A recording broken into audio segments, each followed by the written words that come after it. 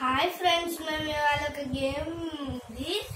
ఏంటంటే ఇట్లా కప్స్ పెడుతున్నా కదా, చూడండి. ఇలా అన్ని కప్స్ పెట్టుకోవాలి. నేనైతే 15 కప్స్ తీసుకున్నాను.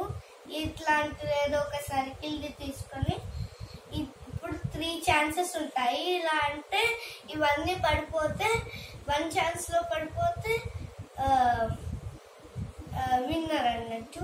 2 ఛాన్స్ లో పడిపోతే కూడా విన్నర్. 3 ఛాన్స్ లోకి అస్సలకి పడిపోతే అంటే ఇప్పుడు చూడండి, ఇవి పడ్డాయి కానీ అన్ని పడలేదు.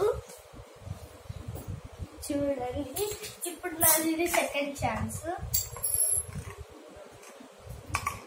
చూడండి,